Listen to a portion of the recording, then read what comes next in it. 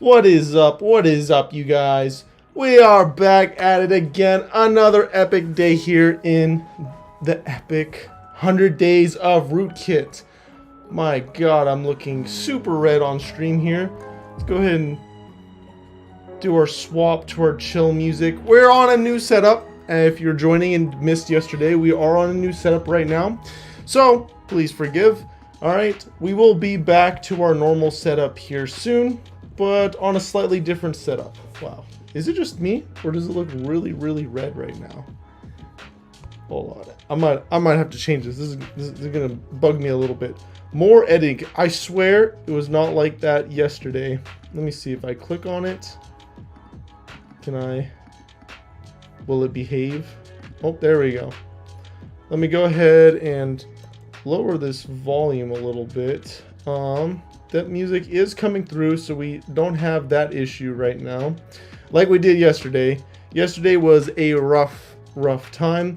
Let's go over here to would it be filters or properties? Let's go ahead and go to properties. That does nothing. Okay, well, I guess I'm going to look a little red today, alright?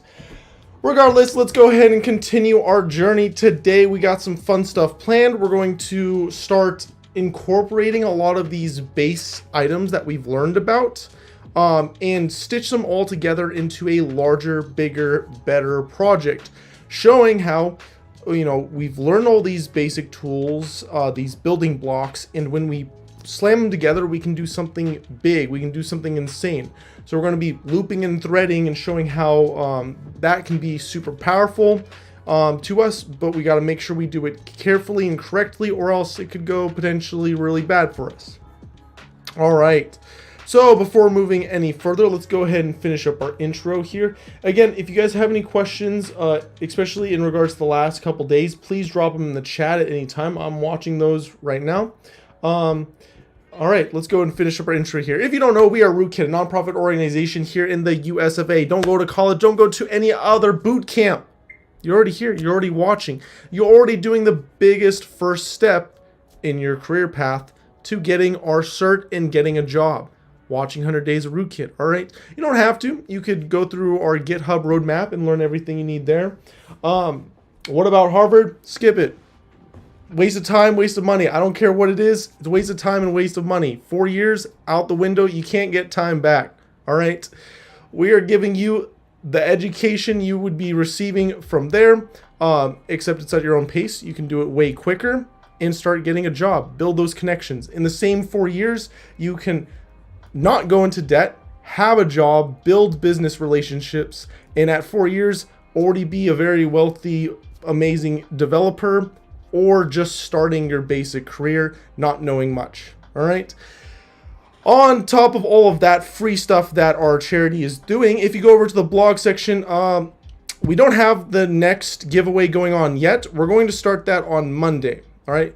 But we are going to poll the last winner of the Week 12 giveaway right after this intro, because I forgot to do it yesterday, all right?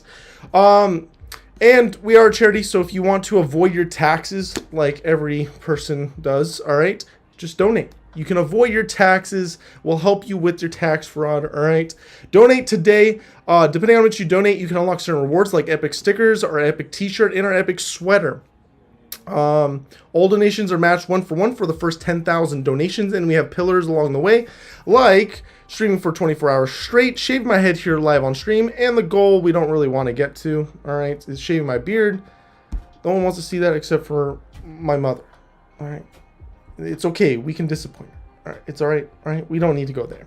All right, let us continue our journey today, shall we?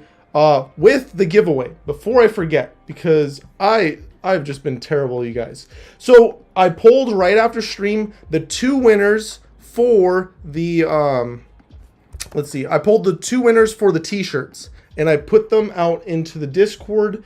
Those 2 winners were, let's see here, Juan and Andreas Romero. All right, Those two have won both free Rootkit t-shirts. The last giveaway we got to do is the mystery item. So waiting on stream to do that because we always do the mystery item on stream. So what is the mystery item? It's one of these 4 items. All right. As you can see, there's 4 items. So 1 through 4. Let's get a random number between 1 through 4. Random. And can you just be like Google and just tell me a random number? All right, let's go to this random generator site. 1. All right, 1. That means we are going to be giving all of the stickers. All right, all of the stickers to the winner, and the winner is going to be, pick a winner, 1 winner. Nerion, I'm guessing this is your Discord name. So Nerion pound 8118. All right, I'll add you in the Discord because I'm assuming that's your Discord name. So I'll add you in the Discord. You have won all of the stickers. So you have 1 week, just like all the other people, 1 week to claim your prize. If you don't claim it, then we're going to be re-rolling your prize and someone else will receive it instead. Alrighty, let us continue on our journey. How much to shave the beard? Well, the goal is set at 20K. And all donations are matched 1 for 1 for the first 10K. So technically 9K, a little less than 9K. All right, let us continue on here with our journey, shall we? You might be looking at this and asking why? Why are we using Edge and Bing? Great question. We're exploring, all right? We're exploring because you as a dev should always be exploring the latest and greatest. And if you're not, are you even really a good dev?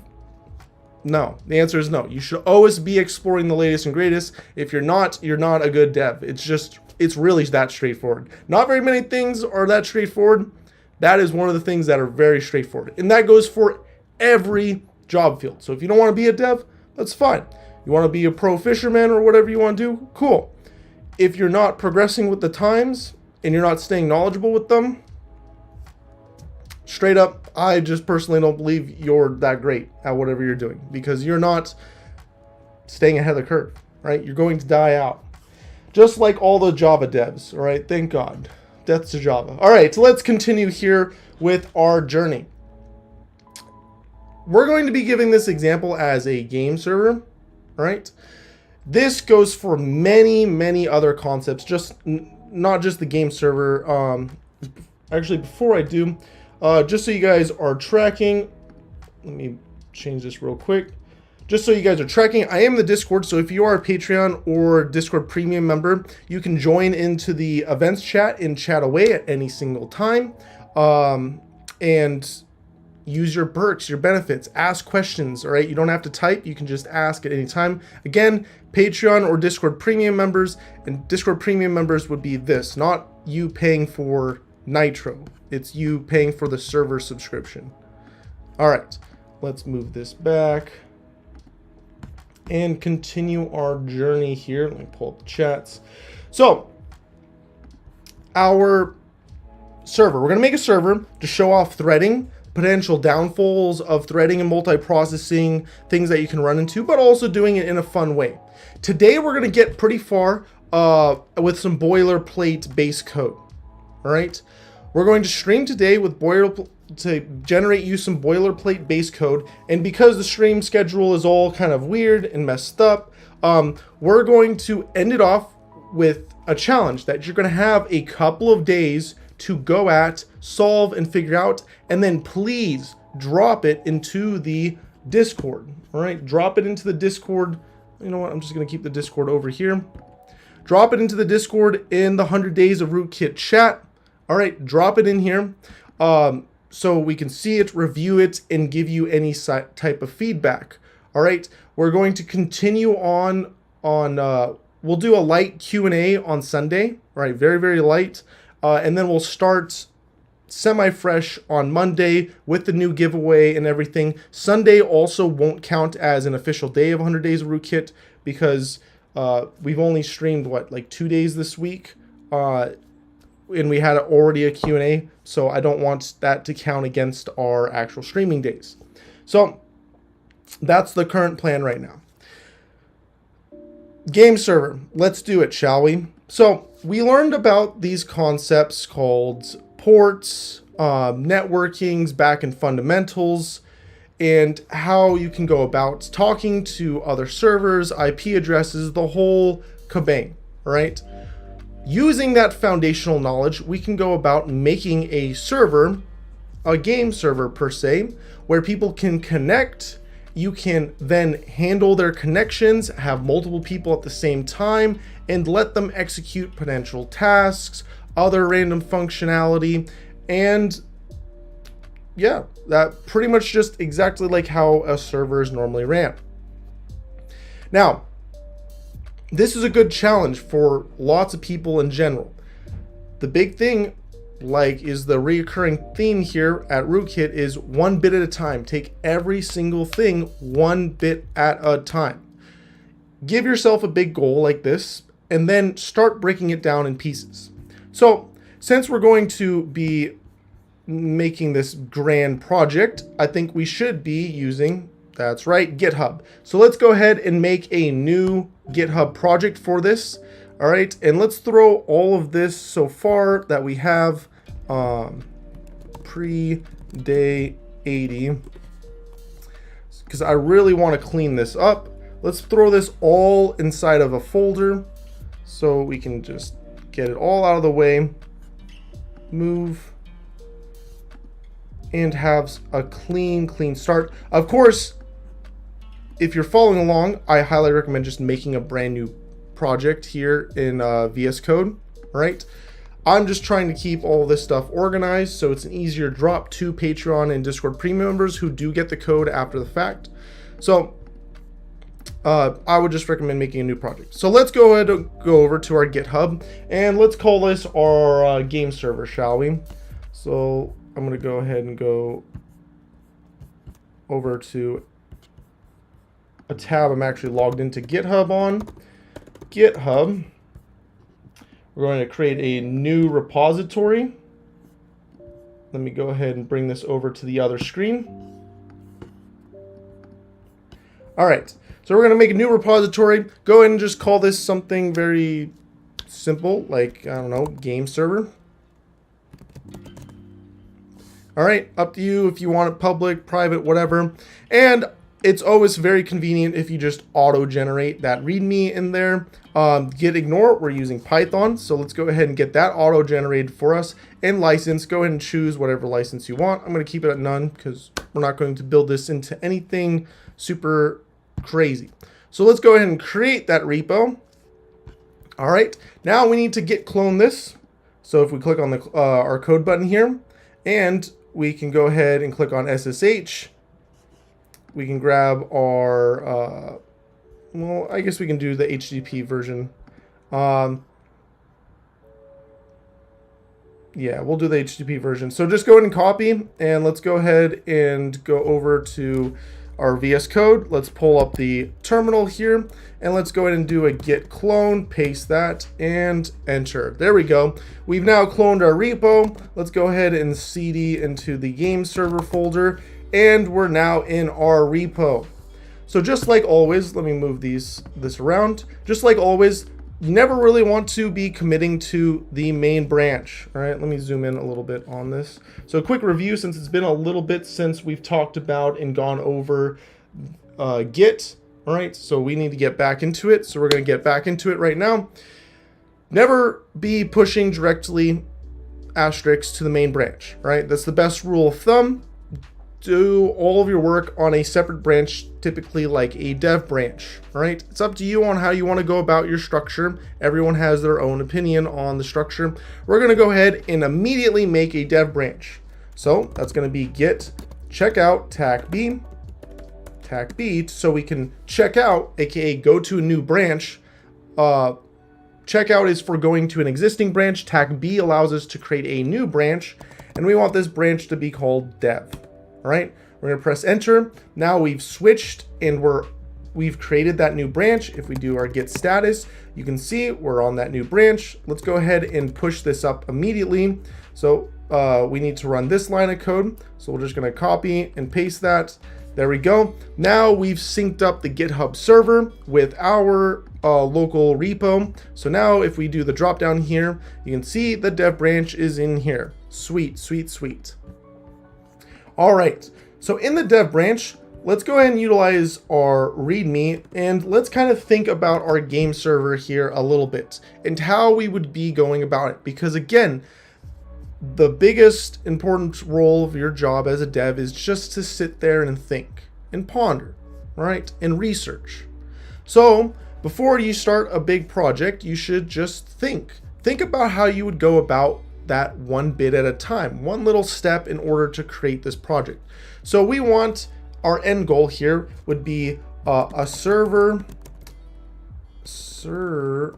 application where users can connect and communicate, not really communicate with each other, but play with each other. Now, we're going to make this very basic, all right? Nothing super complicated. We're not making an FPS, all right? We're just going to be showing off these concepts. But I think this is the broad overarching theme here, where users connect and play with each other. This is super, super broad, so let's start getting a little bit more narrow here and think about it. Now, if we have a server, we need a way to test the server. AKA, we also need to make a client, all right? If you're going to make a server, you need a way to test it, and you're going to need a client, most likely. Now, we've kind of ran into this issue before when we talked about our APIs. And when we make our REST APIs, we had to make a quote-unquote client file. So if we go to our day 80s and we go to our API folder here, we have our API, and we had this using API. All right, because we couldn't really test it per se. Maybe if we used a browser, but not all of our requests were post requests. So we had to make a quote-unquote client to test things. So rule of thumb is anytime you're making a server, you're going to need to make some type of companion client or use a pre-existing application to help you test the server. Now, we talked about it very briefly. If you're using Postman, if you're making REST API endpoints, you can use Postman. It's a great tool. There's probably alternatives out there for Postman, and build a portfolio for your server. In this case, we're going to be making the client from scratch. All right, just showing off the whole complete everything. So a server application where users connect. This means we need a client application where users can connect to the server and execute commands. All right.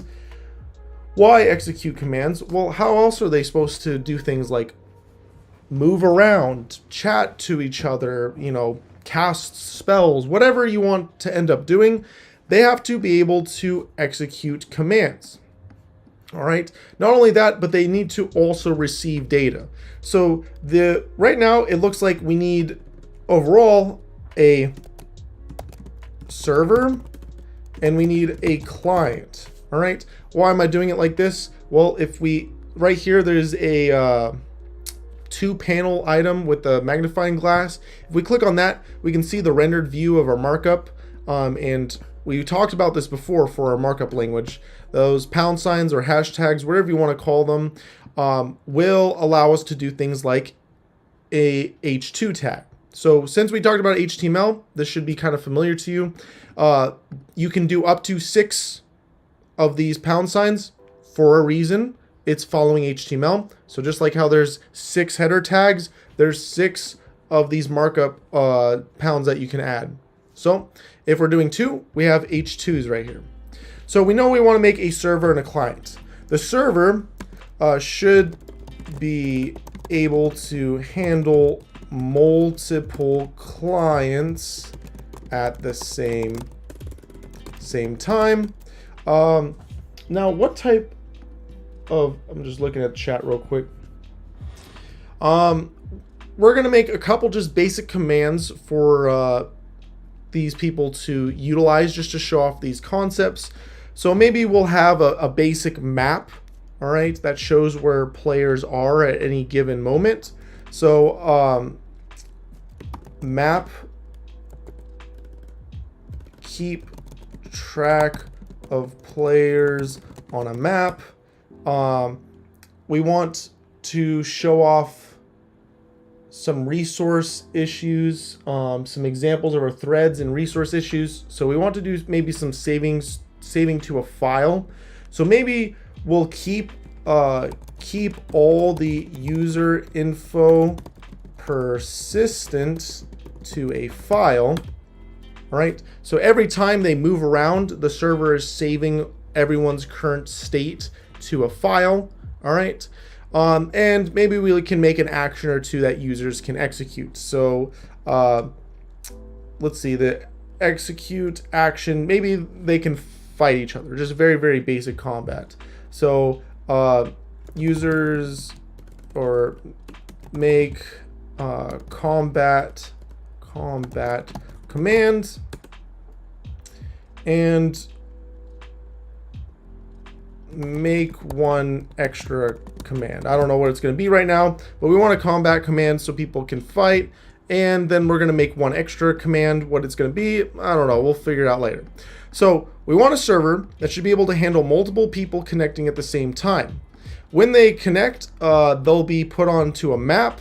All right, they'll be put onto a map, and then we need to keep track of where all those players are on a map. All right, we want to save all the information of all the players at all times, and this is the responsibility of the server. The server is also going to be responsible for handling combat, so users can make requests to initiate some type of combat, but the server is going to hold the logic to run this. Now, this is a very important distinction, and why you've seen, most likely if you play games, issues, glitches, hacks, etc., in games, typically for God mode or other various items. Because as a game dev, you have the option between speed and security. All right. Also, the third option is ignorance. All right, which sadly a lot of it falls into ignorance.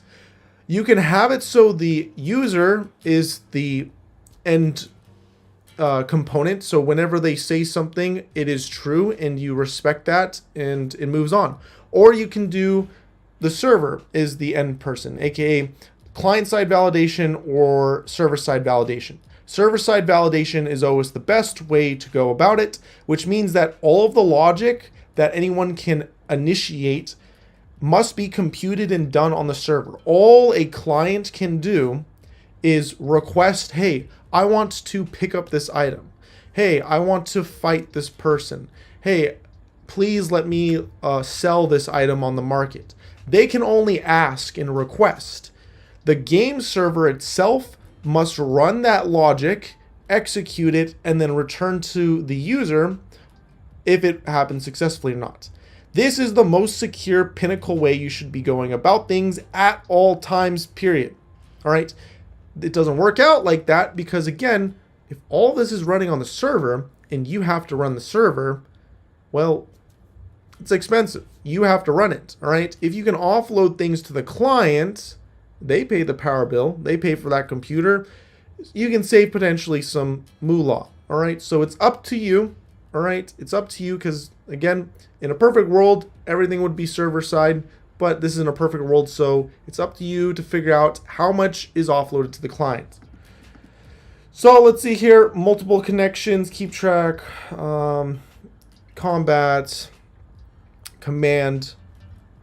I think this is good-ish for now. Now, you can spend more time becoming more and more specific with this. So you can, do a point upwards, so on this, you can specify how you would go about this item in more details if you would like.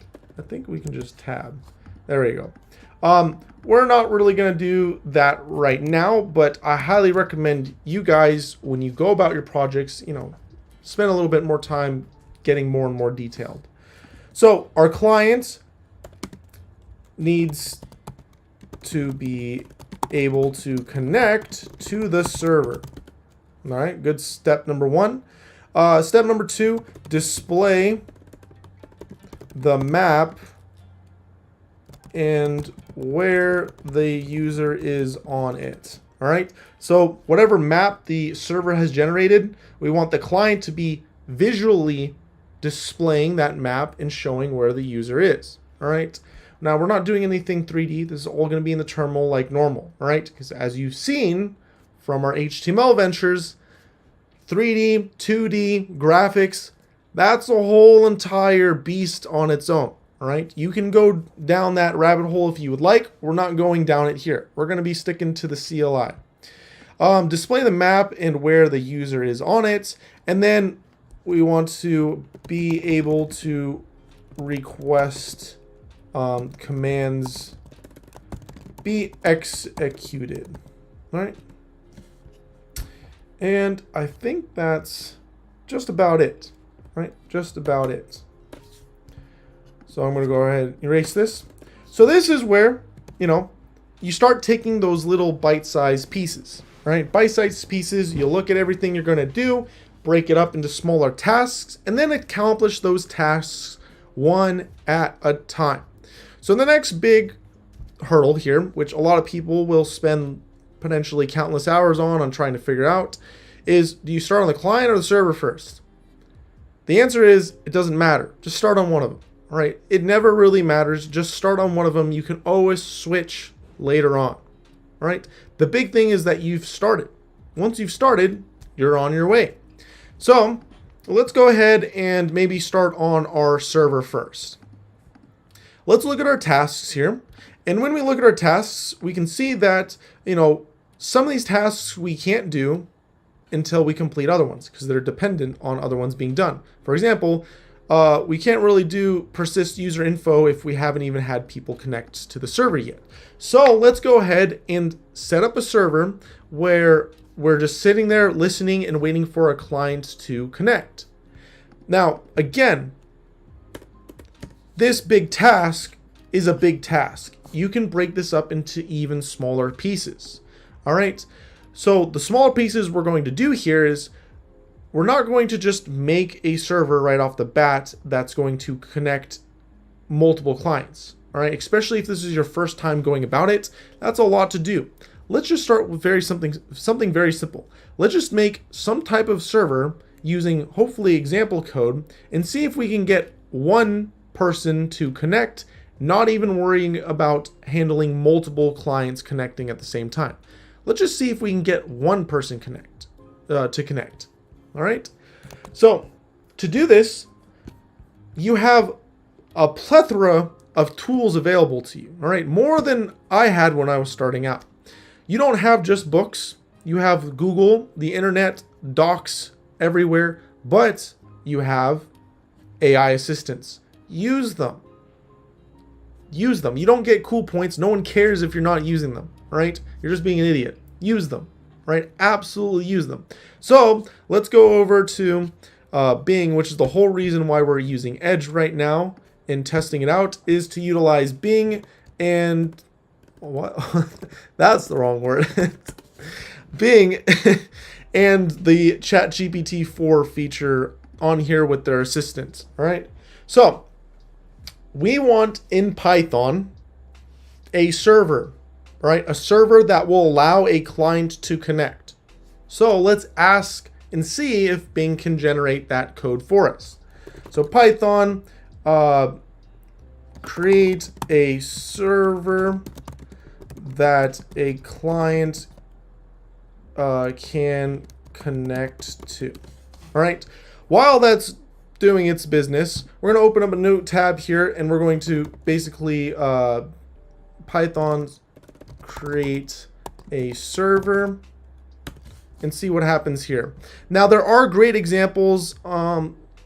Python basics will have some good examples, but also the actual Python docs will have great examples. Now don't make an HTTP server for your game. You don't want an HTTP server because that is for file transfers. All right. We're not transferring files. We're having a live server people are connecting to and talking to in real time. So let's see here. There we go. Oh no, go back. There we go. This is what I wanted. So if you remember, we talked about very slightly socket, all right? Sockets on in Python and how to go about utilizing them and making them. We talked about it very briefly and said it's a more low-level way of going about it. It's so low-level, in fact, it's pretty much one-for-one ports of the underlying C code for Python. So if you were to do this in C, it'd actually be pretty much the same code. Now, we talked about in networking and protocols, TCP and UDP, which are two of the most fundamental protocols that run just about everything that you need to do, all right? Everything you need to do.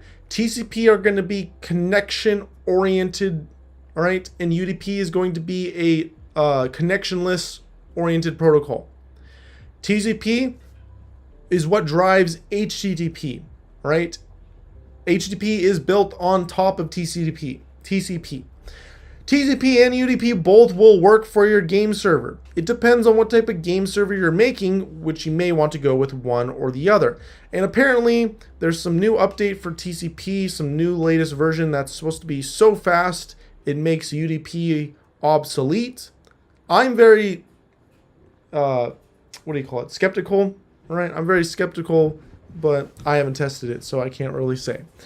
TCP is going to be heavier because we have to complete that three-way handshake, and every time we send data afterwards, we have to wait for a, hey, I got it, back from the client. UDP is just us shouting at each other, all right? Maybe you hear it, maybe you don't, whatever, we move on. UDP is going to be great if we want this to be real time. We don't really care about this being real time, all right? Per se, like, we want it to be real time-ish, but we're not, making an FPS or anything. So if there is a, nanosecond of delay, it's all right. It's not the end of the world. I believe this example also is going to be our TCP example. So that is very convenient for us. Let's go ahead and see what it said here. So you can create a server that a client can connect to using Python socket module. Here are steps of creating it. Let me see if this will bring up the... That didn't bring up the Python docs either. I just want the Python docs. All right, this is actually where it does a pretty decent job. All right. So we got to start by importing sockets. So on our repo right here, let's go ahead and we missed this step. Let's go ahead and add our changes here for our README, and let's say basic outline of our services. All right, and let's go ahead and push that up so our repo is all synced up. Now we're working on the server right now, so let's go ahead and make a new branch off of the dev branch for creating this feature. All right, so let's go ahead and do a git checkout tag B, and we're going to go ahead and say, I don't know, just the feature base server. All right, base server. All right, sweet. So now we're in this new branch. So let's go ahead and paste this up. Again, branches are going to be purely for organizational purposes and potentially recalling or figuring out where issues may have occurred. All right. So right now what we're doing is kind of overkill, but it's up to you. All right. On how you want to go about doing it. Make sure you're doing it though, because if you're on an actual team, you're going to want to make sure you're very comfortable with your git commands. So let's see here. We want to create our server. So let's make a new file in here and let's call this server.py. This will host our server. Now let's go ahead and import socket, because we're going to be using sockets to create sockets on our machine. All right. Now the next step here is create the server socket object by invoking socket.socket, socket.afinet, and then socket sockstream. All right, sweet. So let's go ahead and copy this and paste it over. There we go. So what's going on here? We are using the socket library and using the socket class to create a brand new socket object. All right. Socket objects, again, are going to be ways for us to open up ports and allow people to connect to us, or maybe we're opening up a port so we can go out to the internet. Anytime we're doing communication and sending data, we need to use a socket. Now, sockets can be used for the internet and sending stuff over the wires, but you can also use internal sockets where those are going to be more so your pipes, where you're using the same logic as if you were sending stuff over the internet, but actually in reality, you're just keeping it on the same device, all right, the same machine. That's what this first parameter comes in for. So this first parameter you can see here is family, all right? Family is what type of address you want it to be. Now, you have at least 3 options I can think of off the top of my head. AF iNet, which is going to be your IPv4. Then there's going to be the iNet 6, I believe, which is going to be IPv6. And then there's going to be the local one, which is AF, does it say here? So yeah, iNet 6, and it looks like there's a couple other ones. Unix is the one I was looking for, which is going to be for internal processes. But you can see here there are a lot of different ones you can utilize. I guess there's AppleTalk built into it, even though no one uses AppleTalk anymore. So these are going to be for potentially different services you want to be utilizing. Unix and iNet are going to be the biggest ones. That's going to be for using IPv and then your internal sockets. So let's go back to AF iNet. Now, SockStream is how you want to do the communication. So socket.af iNet is basically saying we want to use IP addresses for communication. All right. So the next layer on top of that, all right, because you got to think of all of our layers here are 7 layer. I knew it was going to bring up dip or salad or something. OSI model. All right, let's bring up our OSI model. So we're following the OSI model right now. So you can see here that we've just defined that we want to be using IP for our network. And then next we're going to be for our transport, we're going to be talking about what we want. Do we want TCP? Do we want UDP? Do we want something else?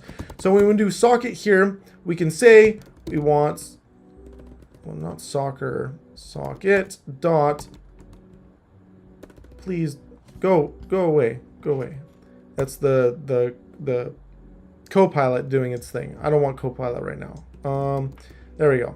Sock. And now you can see here there's a bunch of different ways you can go about using a socket. You can use raw, which is absolutely nothing. You can basically make your own protocol from scratch, right? Use sock raw for that.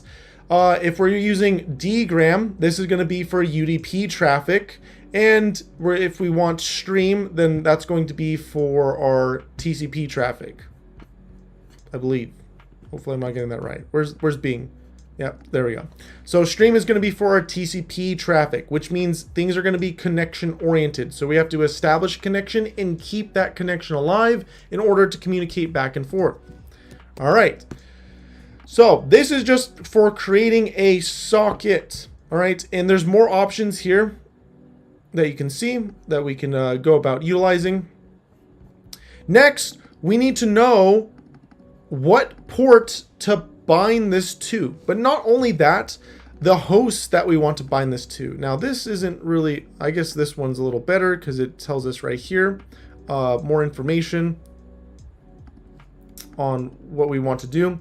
So effectively, when you bind this, you can choose what it's going to be responding, what host it's going to be bound to. So you can have it bound to localhost at any time, right? You can always define it as localhost, which is what we're about to do here.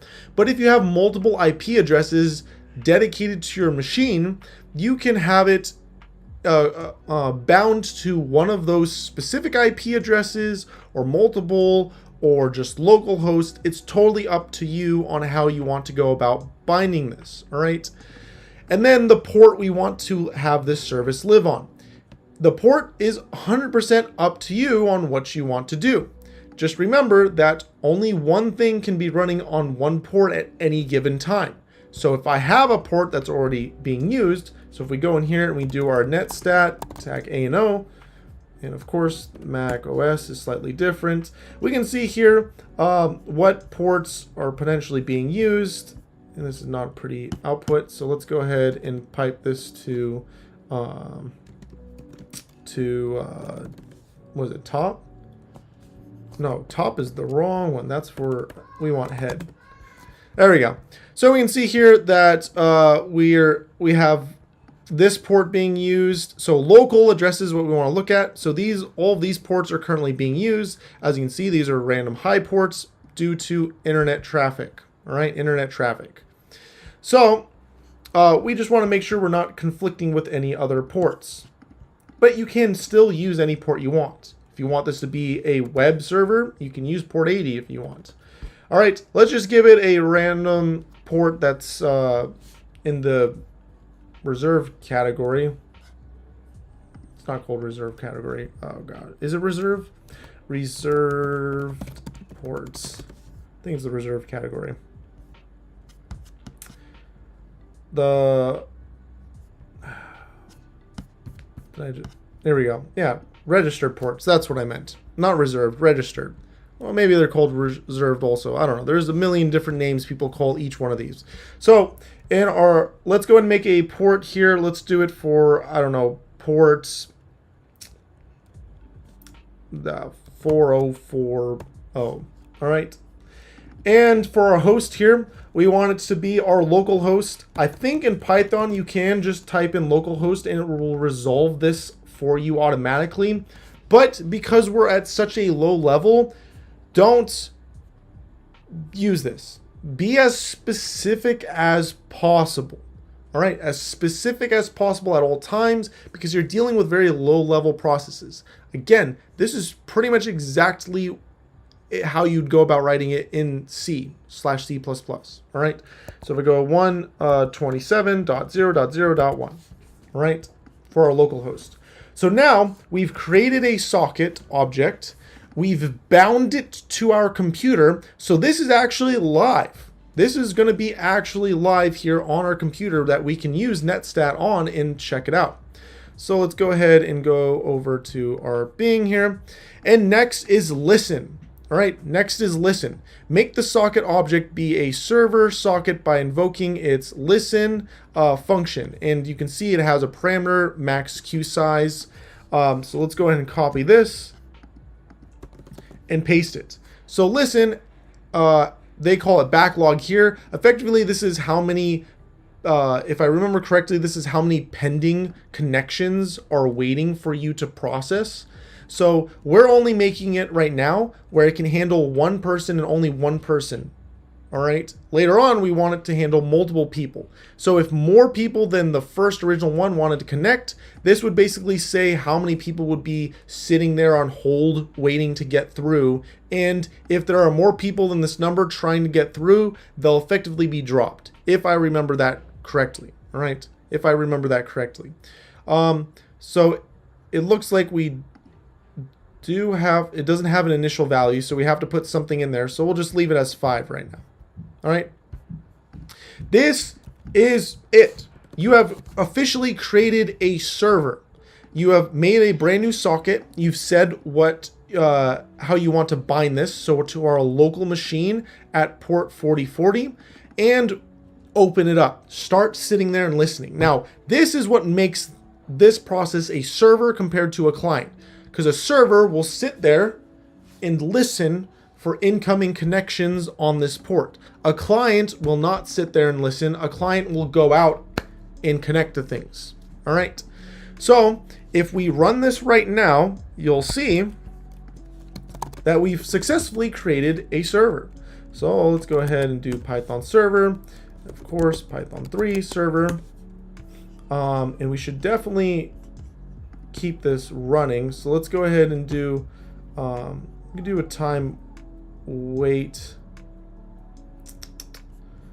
Let's just do something simple right now, and then we'll copy over the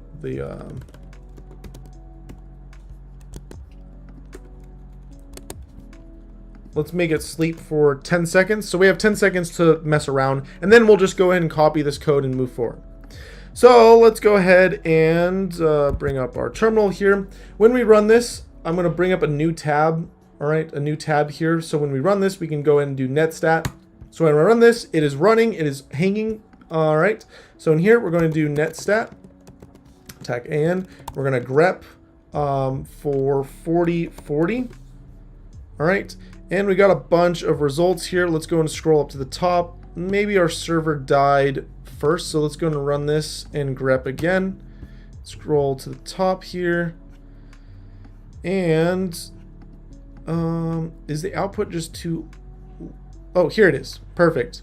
I just scrolled past it. So we started our server and we ran netstat and we grepped it, aka searched through the netstat results, looking for anything that starts with 44 or has 4040 in it. So you can see we get a bunch of IPv6 stuff here with 4040 and various ports that are connected to it. At least I'm assuming this is UDP6. I'm guessing this is the stream right now. So right here though, TCP traffic will usually funnel to the top. IPv4 traffic will always be at the top before IPv6 when you run your netstat command. You can see here our server is successfully running. Our server is sitting here running its TCP4, aka an IPv4 server running using TCP. We have it running right now on our local host at port 4040, and it's listening. You can see here its status right now is it's currently listening for any traffic anywhere. That's what this star is for.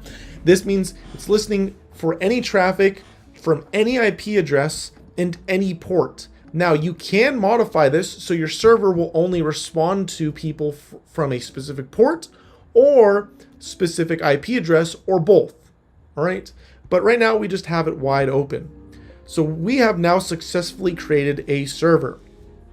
Not that difficult in Python, 3 lines of code, pretty decent. Now it's up to us on doing the rest, sending data back and forth and etc, etc. And we're getting all the benefits of TCP right now without us manually writing out TCP. It's just automatically doing TCP behind the scenes.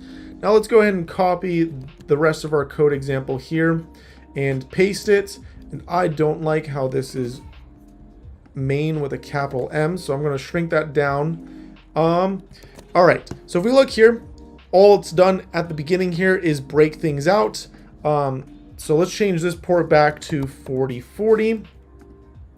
S listen, so it's calling the socket just a variable S, which I don't mind. And its listen is only going to have 1 for the queue, so that's fine. We'll keep it like that for now. All right, so this right here, which I guess we could have done, is once you start listening, this is a non-blocking function. So what do I mean by that? Once listen is done and you're just sitting there listening, the rest of your code's going to go forward and start executing. All right, it's going to start executing like normal. Maybe you want that to happen, maybe you don't. All right, this right here, except, is a blocking function, which means that it's going to sit there and wait until someone tries to connect to your server. Once they've connected to your server, you will accept their request, and from that you will get a client object which you can then communicate, receive traffic from, or send traffic to the client, and we're going to be getting their IP address. All right, so you can see right here we're going to get that socket, that current socket connection between our computer and their computer, and their current address. I think this contains more than just the IP address. We can print it out here and see in a second. So, well, I guess it prints it out right here. So what's going to happen next is it's going to print that we've connected to this person at this IP address. And then we're going to start a while loop that will go forever. And this simply will first sit there and try to receive any data from the client. So this is going to sit and wait for the client to send information. When the client sends information, you also need to know how much data they're sending, which we'll get into in a second, and you may need to decode it All right. So we're going to receive that data. If we don't receive any data from the client, we're just going to end our connection and be like, they must not have anything else to say. So let's just end it. Again, this is just example code, right? This is just example code. So client will connect to us, tell us something like, hey, you're dumb, and then they'll leave. All right. Just like the YouTube comment system. All right. People drop in, they connect, they say their 2 cents. All right. And then they dip out, or maybe the Twitter, since we already hit on the Twitter theme.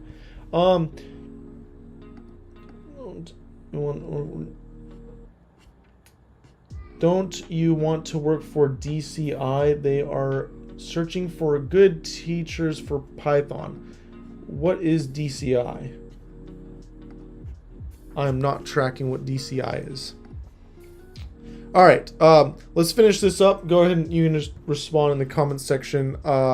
Let's finish this up so we can continue on our journey here, because I want to get this template code up and good for you guys to continue your journey.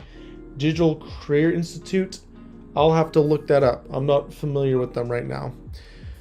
All right, so if they did tell us something, right? If they did tell us something during this loop, we're just going to print it out.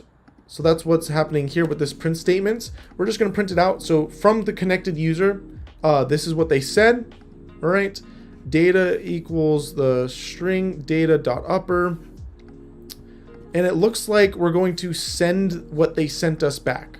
So this is making what we call an echo server. So just like in real life, when you yell into a cave or something and you say something and then it echoes back to you. All right, that's what this server is going to do. It's going to wait and listen for you to say something. And once you've said something, it's going to print it out on the server, and then it's going to send it back to you. All right, so that's what's happening here, is it's going to send it back to you. Once it's done that and echoed once, then it's going to break and close the connection. All right, so not that useful of a server. All right, all it's going to do again is run, sit there and listen. When someone connects, they can say something. Once they say it, the server will repeat it back to them, and then that's it. The server will completely close, and then the client can do whatever they want. Also do a close here, which would be more proper, because again, once we break out of this while loop, like our main runs right here, and then we're right here. So we should also be closing the server here. Because again, you should be cleaning up after yourself. You should always be closing all of the resources you've opened, including sockets. So if we run this right now, it won't be that eventful, but it will run. So if we run this right now, whoops, it would be better if I saved it. So let me save that file. And if we run it right now, look at that. It is, I thought it was supposed to print something initially. Nope. So it's currently running, and it will sit there and wait and wait and wait, and it will never ever end, because it's sitting here at accept, and it's waiting to accept some new incoming connection. All right. And again, this is a blocking function, so it will block the rest of the code from executing. It will always sit here and will always wait forever. Now, I believe you can maybe not directly to it, but you can set up timeouts. So if no one's connected in the last 30 seconds, you can have it time out and then run some cleanup object if you want. But it's totally up to you. It's a German institute without profit. Recommend you if you want to work there. I'm good right now. Thank you though. I'll look into them. Maybe there's a partnership we can do. We are a nonprofit here in the US of A, so it might be good to connect up with them. Thanks for letting me know about them. All right. So that pretty much concludes our server so far. So let's go ahead and git add all. All right. And then do our git commit here. And we've created a basic echo server. All right. And we'll go and git push this up. So that way our repo is now all synced up. The last thing we want to do is now we want to start working on the client. We're about to go on break. So before we go on break, I just want to finish this up real quick. Now we want to start working on our client. It would be most proper if we don't work on the client on our base server branch, which we're on right now, right? We're on our base server branch. It would be better if we were working on maybe a base client branch and we only worked on there for our client, which we should do. All right. So our dev right now is out of sync. So if we refresh, not out of sync, but you'll see that we get these nice little pop-ups on GitHub, basically saying that we've updated our base server. We made this dev thing. All right. We want to move base server over to dev because we finished our base server kind of, right? We're going to add a little bit more to it, but we want to work on our client and then move that over. So it's a mixing pot, this dev branch. So on our base server branch, we're going to work on stuff and push it up to dev. On our client, our base client, we're going to work on stuff and push it up to dev. Dev is we're going to be testing all of this, you know, now it's all combined and we're going to test it out, see how it works. All right. So we're going to go ahead and create a pull request. All right. And by clicking on that button there, it automatically sets it up for us, except it's trying to go to main. So we want to change this to dev.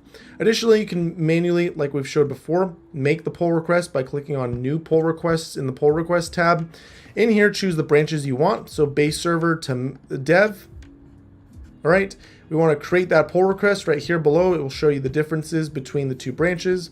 We'll create this. You can leave a little label and comment on what is going on. Again, when you create a pull request, this is just a way for you to log stuff on GitHub. It doesn't actually do too much Git-wise. This is kind of a not an overlay, but I'm forgetting the term right now. A little wrapper on top of Git. All right. So you can get extra functionality like this whole chat feature. I can add people to review, do etc. etc. All right. We're not using a lot of these features right now. So we're just going to go ahead and just make a boilerplate pull request so we get used to that flow. And let's go ahead and create our merge. And we want to confirm that we want to merge this code in. All right. This merge is effectively what we have been doing before previously, which is using that merge command to merge our code from one branch to another.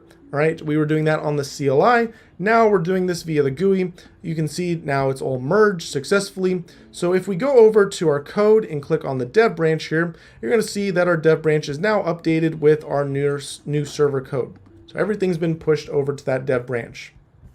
So since the GitHub server now has been updated, we need to make sure we pull those updates ourselves because again, everything is very manual with Git. So we need to do our git pull to pull all those updates. All right, it's trying to say there's nothing here. So let's go ahead and do our git checkout and go to the dev branch. And let's go ahead and do our git pull because it's telling us here that we're out of date. So let's do a git pull here. Now we're pulling all the updates. So now our dev branch is all synced up to exactly how it is on the remote server. So on here, let's go ahead and do a git checkout tag B feature / base client. All right, because we want to make that new branch. Let's go ahead and do a git push to push this up. And we're going to call that good for right now. All right, so all this is going to do is make that, again, that branch here on GitHub. So we can see that we have, if it will refresh, that we have the base client here. And the base client will have the server because we forked it from that dev branch. So we're going to go ahead and go on break here for 3 to 5 minutes. If you have any questions, please ask your questions, right? If you have any questions, please ask your questions while we're on break, and we'll be back in 3 to 5 minutes to continue our journey. So I'll see you guys in 3 to 5 minutes.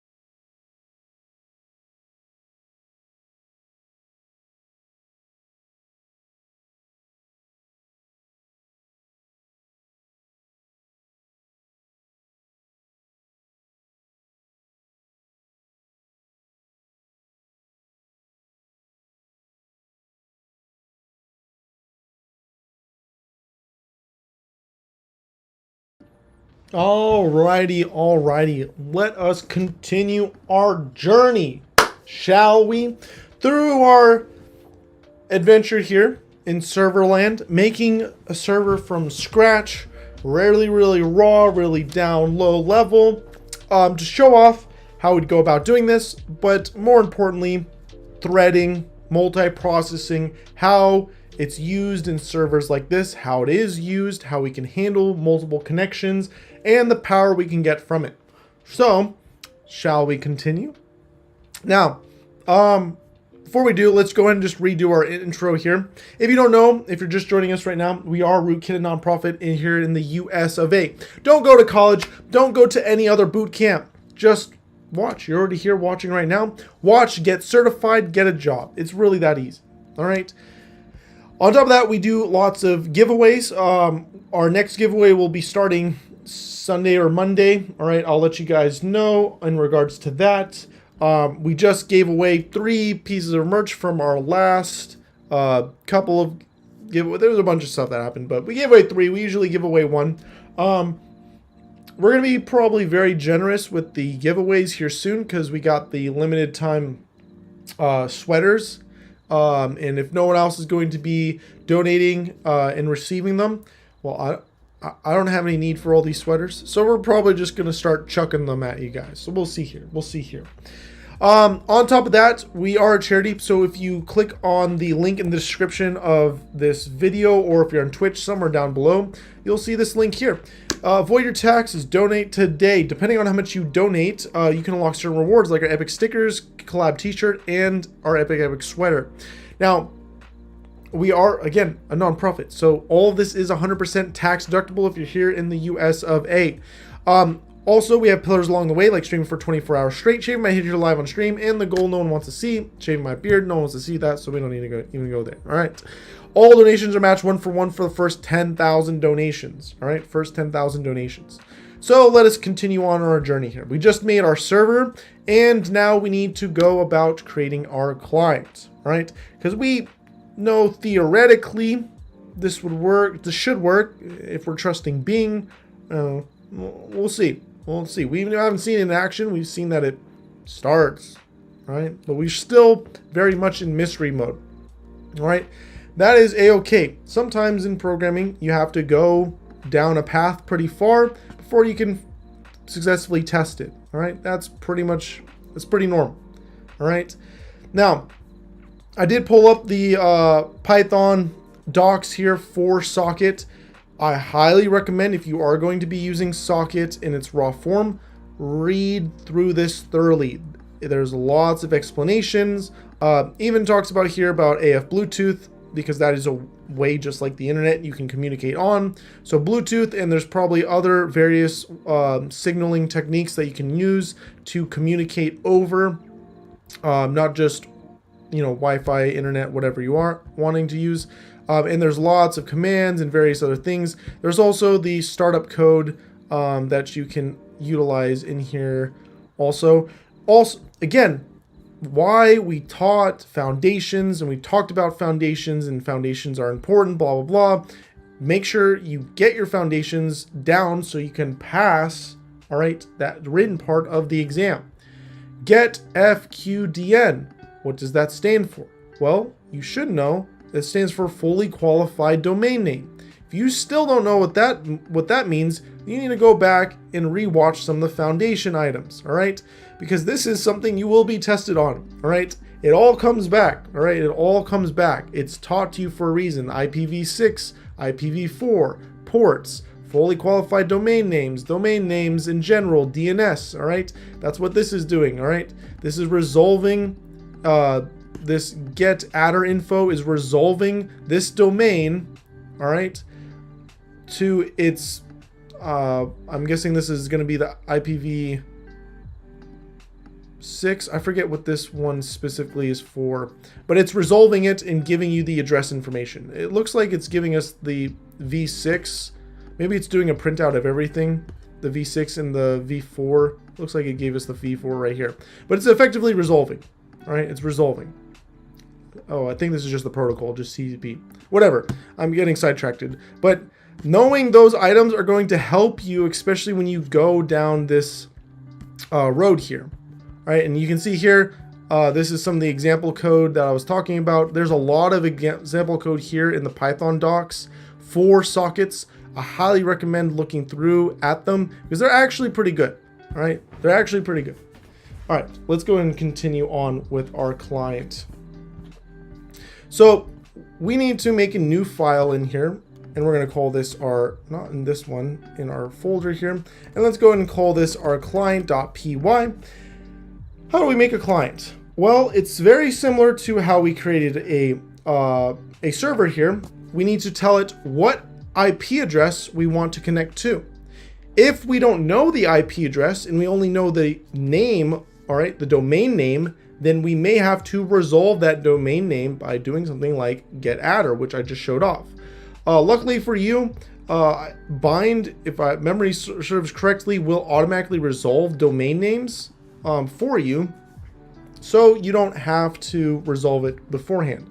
But again, asterisk on that, you may have to resolve domain names to get the underlying IP address out so you can connect it to it. Because how do you connect to a open socket that a server is running? You have to tell it the host and the port. So you're going to see here in a second, let's use Bing to try to generate us a client. So instead we want to have it in Python, create a client that connects to a server.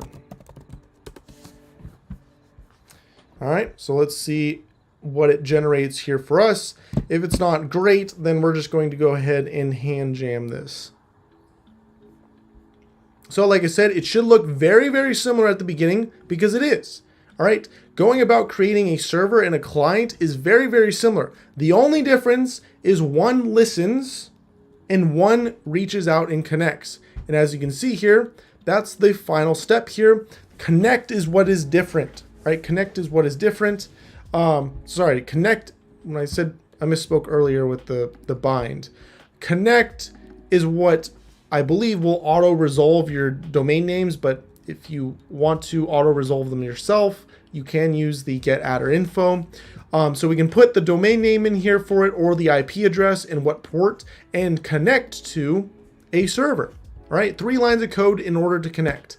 Now to do more than that, we have to add some extra code here, all right? So let's go and copy this code. Since we've already talked about the basics of it, can I, please, there we go. And before moving forward with it, I want to change these mains because I don't like what it did here. All right, so again, host, so what server we want to connect to. Luckily for us, the IP address of the server and the client are the exact same, so we don't have to do anything crazy, all right? We just say localhost each time. For the port, this must be the same port as the server because we want to reach out to the server at this IP address and this port, all right? This IP address and this port, and I guess that's 4040, so let's change this to 4040, all right? As you might notice, you don't have to do anything here about your own ports. It's auto-magically done for you, all right? Because when you reach out, you need to reach out on a random high port. The operating system will do that auto-magically for you, all right? When we run connect, we'll just go out and connect.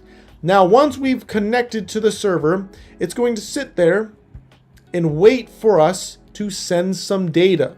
All right, it's going to wait for us to send some data. So this is going to allow us to input some message, and then it will send it to the server. All right, it's going to send it to the server. After we've sent that message to the server, we're then going to wait to receive some data. And then we're going to output what we've received from the server. And this is wrong. We don't need that. And then this is going to close. So again, we have an echo server and a client here that will facilitate the first message, send it. The server will receive it, print it on the terminal, and then send it back to the client. The client then will receive it and then print it out. And then they will close their connection, right? So the connection is always going to be alive as long as this socket here is alive, and for the server, as long as the client connection is alive. Because the server, we have multiple connections. We have the original socket and one for every single new client. So let's see this in action, shall we? We already have, is it still running? Let's go ahead and run our server here. So if we do our Python and then server, our server is going to be running. It just sits here, looks like it's frozen. That's fine. If we see here, this is just what our server is supposed to do. We can go ahead and forcibly end this and maybe put a message here at the beginning, like print server starting. There we go. That way it doesn't look as weird. Let me go ahead and clear this. Now, you will run into this issue occasionally, especially when you're forcibly closing the server and reopening it. Let's see if I can force this issue right now. Come on, do it. Okay, well, it's not going to work for me right now, but sometimes you'll get an issue where it says that port is already being occupied or is in use. That is because your server didn't close the socket successfully, so it's waiting for the operating system to clean up your dirty laundry, essentially. All right, so how do you resolve that error? One of two ways. One, you either just wait a couple more seconds and try to rerun it, or two, forcibly find the process using ps-tac-elf, find the process that's still maybe hanging in the background and forcibly end it. If there is nothing in the background, then you just gotta wait and wait. Your operating system will clean it up eventually. So we have our server here running. In a new terminal, we want to run our, if we run our netstack command, you'll see that our server is running here. If we scroll up, there we go. Our server is running right now in listen mode. So let's go and clear. And let's go ahead and run our client, shall we? So Python client. And let's see if this all, I gotta go into the folder first. And let's see if this all works. Python, and then we want our client. And we press enter. Looks like we're connected. Let's do a message. Is this working? Question mark. And press enter. And look at that. This is not a very successful Echo server because we're just getting spammed right now. We'll look into that in a second. But it looks like something did happen. If we go over to the server, look at that. We were receiving and sending data from the client. We have successfully made a server that listens for an incoming connection, then receives incoming connections, and then ping pongs back and forth these messages. All right. As you can see here, we will get errors if, for example, the client, I forcibly quit the client. And when I did that, the server errored out because it saw that the connection to the client was severed aggressively. All right. So it errored out. So this is important for you to always be checking, doing your try and accepts, so you can handle these gracefully. Because the last thing you want is a server that is running that randomly crashes. No one likes that. All right. No one likes that at all. Pull up the chats here and make sure there's no comments, questions, or concerns. Let me pull up the Discord here and just make sure there's no questions, comments, or concerns before we chug along. I'll give you guys just a couple seconds here to ask any questions you may have before we chug along.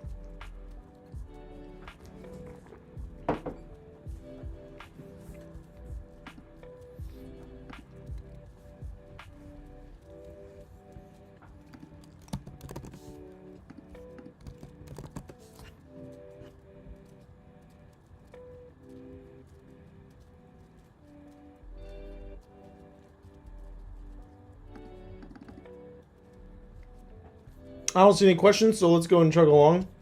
The reason why we kept getting that pinging back and forth is that in our client here, we should send the message just once. Oh, and this is going forever until we... So let's get rid of... It's the while loop. pretty much that's the issue here. So let's just get rid of the while loop. There we go. So now if we rerun this without that while loop,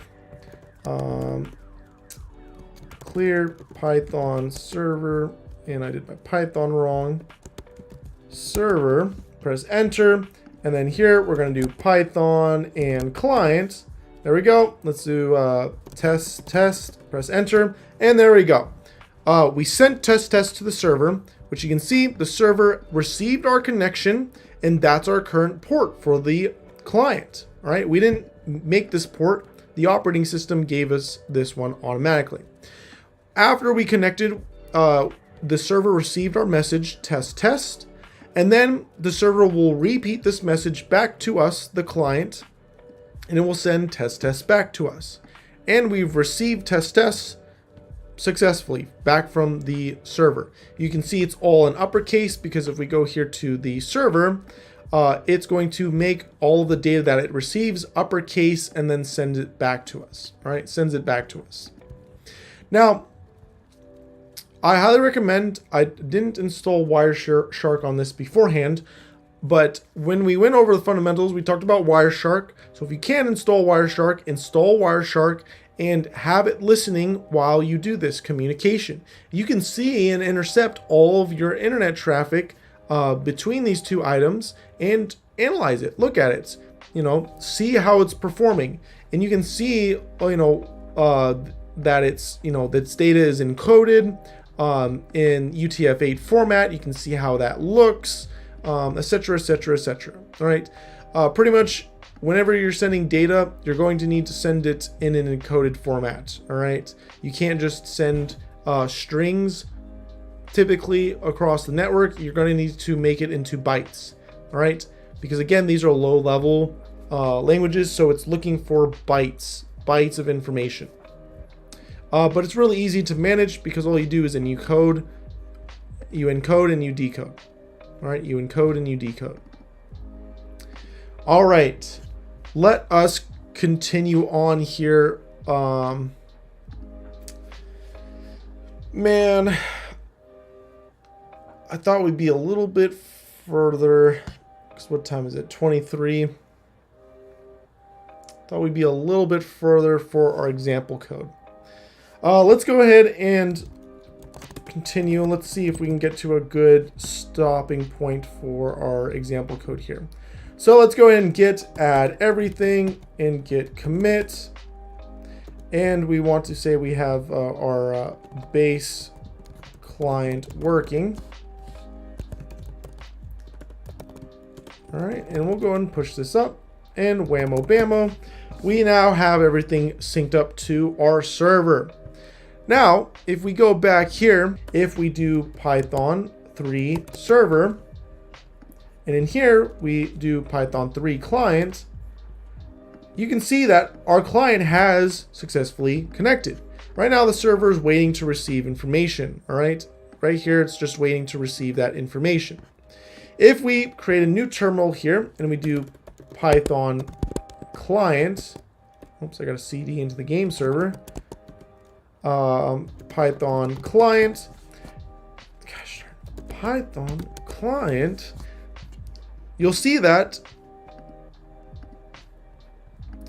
it is telling us it connected, but it didn't connect. As you can see here on the server, it did not connect successfully. What I think it is doing right now is it's stuck in the queue. So let's go ahead and open up another one. Python, oh, we got a CD into the game server, Python. I hate Linux format sometimes. And you can see here, this one's just hanging because again, like I was saying earlier, this is like this is the queue. So how many people are on hold or waiting to be connected? We have one that's fully connected, one that's waiting that queue, and one that's just trying to connect to the server, but it's not going too well. So on here, we know this one's not fully connected because if we enter something into this prompt right now, you'll see nothing happens on the server. We press enter and you can see nothing has happened because it's in this queue, this listen queue. It's not a actually fully made connection. All right. This one, on the other hand, is fully made. So just to show you the power here of listen, which can be potentially very beneficial for us when we are spinning these off to threads. Maybe we only want 64 people connected at any time to our server, so we can make the rest of them just wait, and then listen will handle connecting each one of them one at a time, or I should say accept will handle connecting to them one at a time as needed. All right, so you can see here our last one, our third one timed out.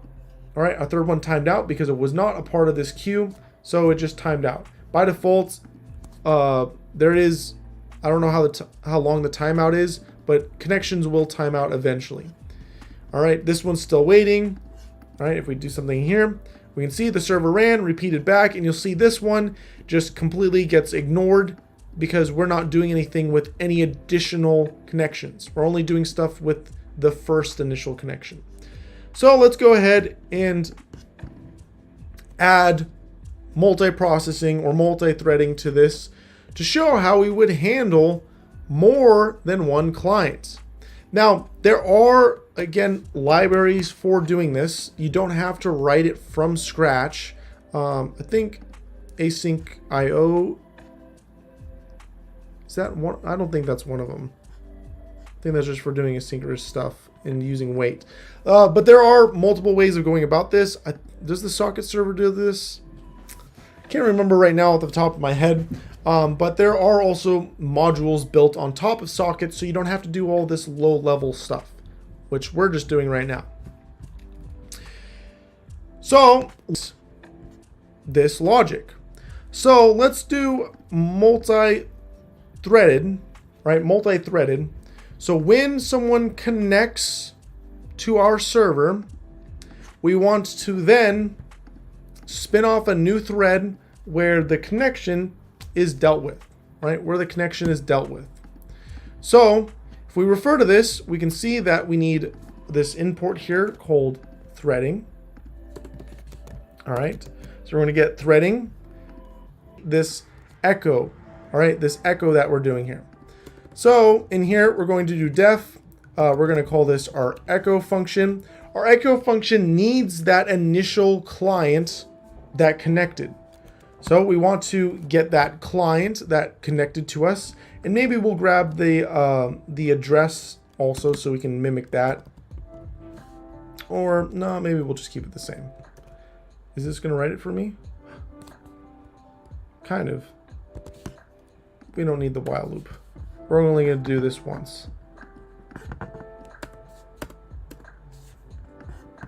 So we're going to tab that down. All right. So we're going to echo. So this is the same echo logic here in our while loop. So we're going to wait to receive a message from the client, and this isn't giving us our nice little color coding here because this is currently any. So let's go ahead and type this. So the type of this client is going to be socket. So let's go up here and let's make this a socket type. There we go. So hopefully this now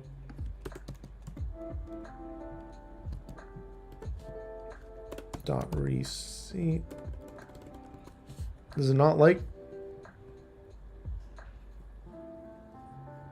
socket object? I don't know why the typing's not working. This obviously isn't the correct. Oh, maybe it's socket. There we go. Socket. All right. So now we have socket here.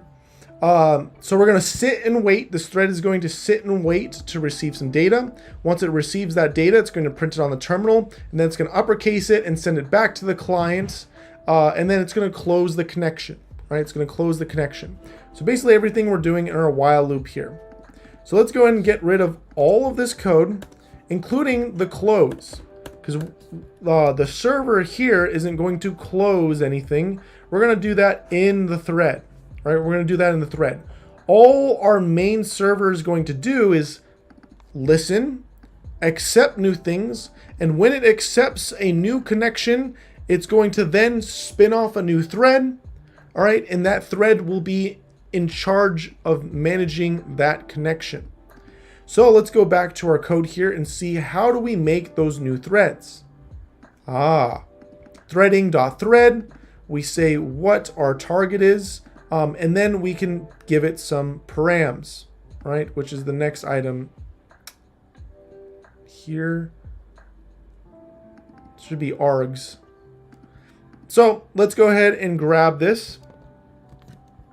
Let's go back here, paste, and this is not going to be even anymore. This is going to be echo. So we want to make a new thread. So we're going to call this thread of T. And can we pass it in? No.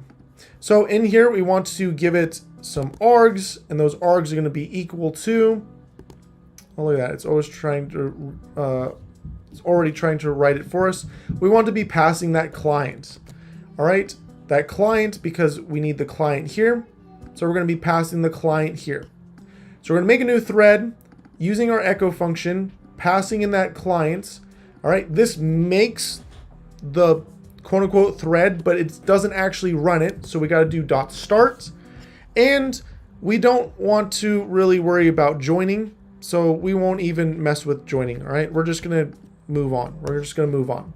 Now this still in its current state will only handle one connection because again, there's no loop here. It will just go from here down, connect the first person, or it will listen, connect the first person, spin a thread, and then end.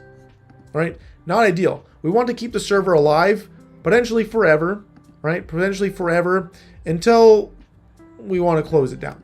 So let's go ahead and put this all in a while loop. Oops, while true. We want to keep accepting connections forever, and when we accept those connections, we want to spin off those new threads.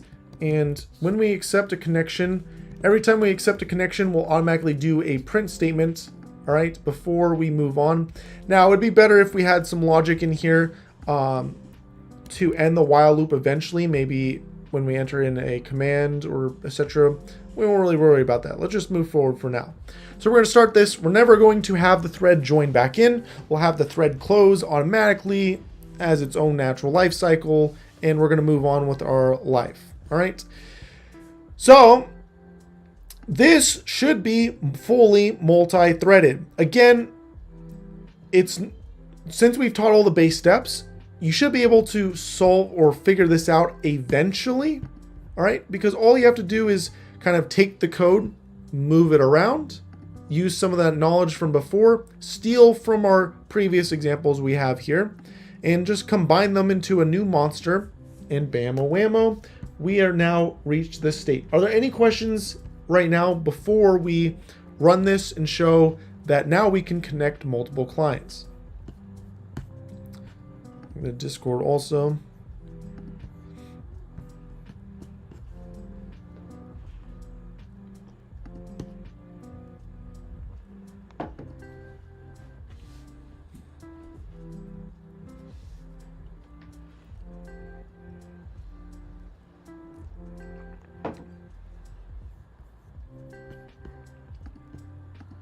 I don't see any questions, so if you do have questions, make sure you go ask them and I will answer them. So if we go ahead and execute this, so it's clear. Let's go Python 3 server, press enter. You'll see our server is running. All right, our server is running. We're off to a good start so far because it's running. It did not auto close. It did not auto end, etc., etc. Now you'll notice we didn't do any changes to the client because we don't have to. The client is its own independent thing, all right? The client, anyone around the world could be running this client, all right? It's not on the client to handle multiple connections, all right? Because the client just connects to one server and does whatever the client needs, all right? The server is in charge of handling all of this logic, multiple connections, etc., etc., etc., etc. All right? So most of your code will be on the server. So let's go ahead and make a new a tab here. Let's cd into the game server and let's see if we can have a client connect. Not to client. All right, looking good so far. It looks like we've connected. I'm going to go ahead and make a new tab here because before we could only do 2 tabs of connected items before it just hung. So let's go ahead and cd into the game server, and then we're going to do Python client. All right, let's do this one more time and see if it still hangs on this one or if it also connects. So if we do Python 3 and we do client, look at that. It also connected. But not only that, if we go over to our first tab here, we can see that we're getting some errors, but it is also, all right, we have an issue here. We have an issue which we'll get to resolving, but that's not the main point. The main point is you can see here that we connected here, and we connected here. All three of our items here have successfully connected. And look at that. If we press enter on all of them, they are all getting executed except for this last one, which is hanging. So we got to now figure out this next issue. All right. This issue here is going to be a part of our threads. So our threads are causing the issue. Argument after star must be iterable, not socket. So effectively it wants our arguments here to be like that. So let's just put them into an array. Let's end our server, clear, rerun our server, connect again, go back to our server to see. All right, now it's not giving us that error, so let's reconnect on all three of these. Look at that. We currently have 3 connections that are live to our server, all on their own thread, and are being managed by those threads. The server, the main thread here where our server is running, it's just back at the beginning. We can now have potentially infinite people connected to our server right now because we have no logic in here for limiting how many people connect to our server. So you may want to go about limiting that, because even though you can have infinite people connect to it, doesn't mean you should have infinite people connect to it. But this is really, really neat. And you can see here that, you know, maybe on this last person, they'll do their message first. So they'll say hi and they received hi back. That didn't mess with any of these 2 other clients. And if we go to the server, you can see that went through successfully. We can go back to this first person and say, sup, all right. And the server handled that successfully. And we can go to this middle person and say that, and the server has handled that successfully. So this is the real big epic power of those threads, and where you can really see it shine here, even though we gave examples before and talked about it and how threads and processes are really, really great. This is a super great example right here to show how you can take something like making a server, which is very single threaded, only handles one person at a time, and empower it with very little code changes, because all we did was change the logic we had here in our while loop, move it to a function, and then add 2 extra lines of code, right? 2 extra lines of code. And now we can handle infinite connections. So this is super, super awesome, super, super powerful. There's a lot of stuff we can go about from here doing, all right? So now we can go over to our README here and say, hey, this task we have now completed, right? We've now completed this task. I think we can do boxes. So if we do boxes with a space, is it no space?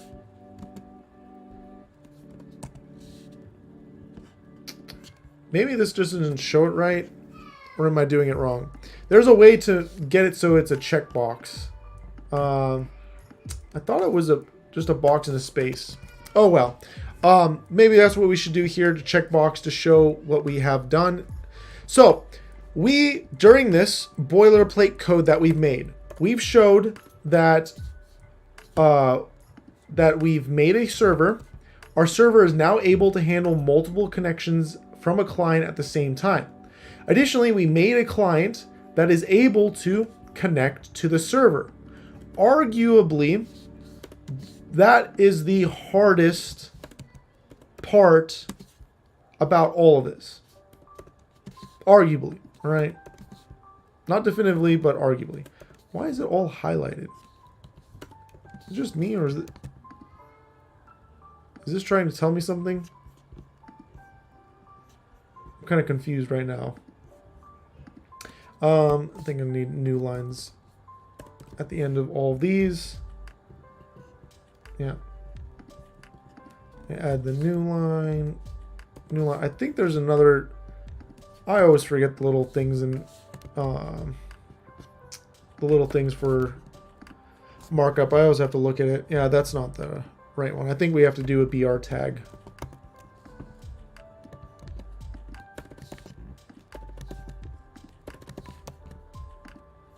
There we go. That's looking a little bit nicer. Alright, this is gonna annoy me, so real quick. Mark up checkbox.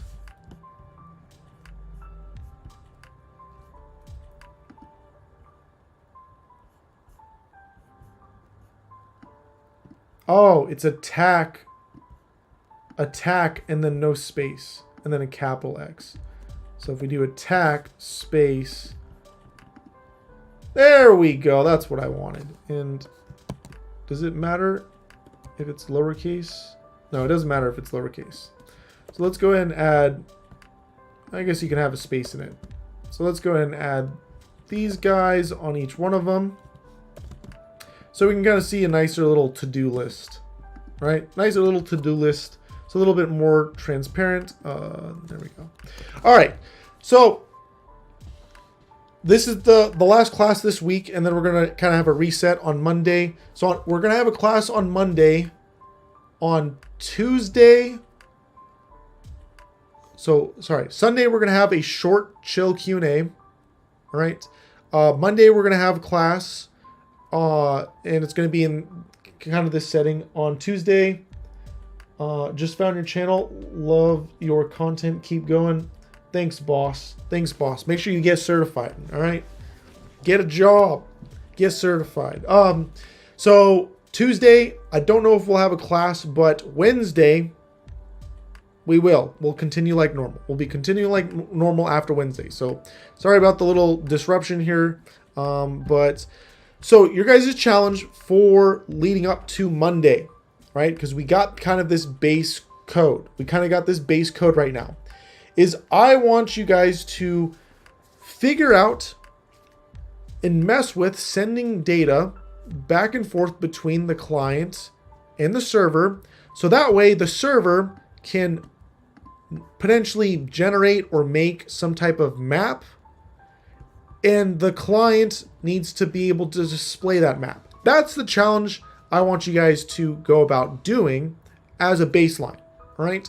The server, you know, maybe you have some params in here that say like map size is supposed to be, I don't know, map size is supposed to be a 10 by 5 grid. Think 2D, all right? Don't do 3D or anything like that. Just think a 2D map. So we want 10 by 5 tiles or something like that, all right? So go about doing something like that. Generate the map and then give it to the client so the client can then display it. You can go about this doing it 100 different ways, all right? So go about it the way you think is best or most proper. It's totally up to you. If you finish those, then I want you to continue completing more of these tasks, right? More of these tasks and more of these challenges. Specifically, persisting the user info in a file, and then you can do the commands afterwards. But persisting the user info in a file would probably take precedence, because I want you to potentially run into issues with saving stuff to a file, and how locks are important. It might be a little difficult for you to run into that issue, at least first, just because errors and issues and bugs can happen, or you accidentally program them into your code. But if it's a really bad bug, you're going to want to patch it beforehand. All right. You're going to want to know how to find it beforehand also. So we're going to talk about that If you're not able to cause the bug yourself, we will do it here on stream and show why we got to go about locking those resources so we don't have potentially outdated information being written to these files. Alrighty, that's about all I have. So if you are a Patreon or Discord Premium member, I will comment this up and then submit it to you guys, right? So you can get access to it.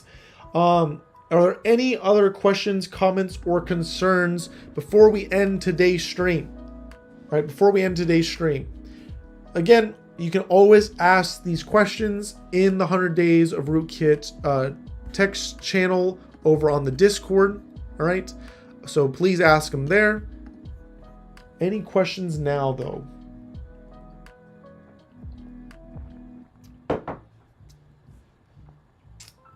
Is Hustler University worth it? Is that the one by Andrew Tate? From everything I've seen, no. All right, you might as well just watch YouTube videos.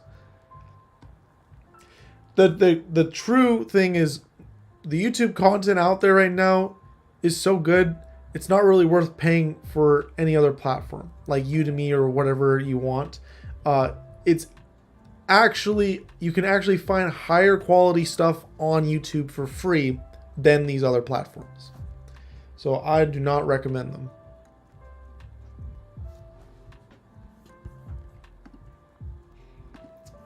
Any other questions, comments, or concerns?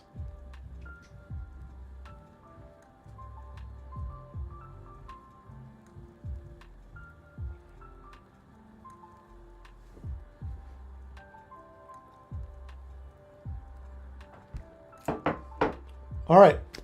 So like I said, make sure you guys ask your questions in the 100 Days of Rootkit chat. On Sunday, we're going to have a quick chill Q&A. All right, quick chill Q&A. That's where you can, if you're new, you can ask any questions from the last previous 80 whatever days. All right, you can ask them there. That quick chill Q&A will not count towards our day progression. All right, will not count towards our day progression. All right, that's all I got for you guys on this one. So I'll see you guys on the next one.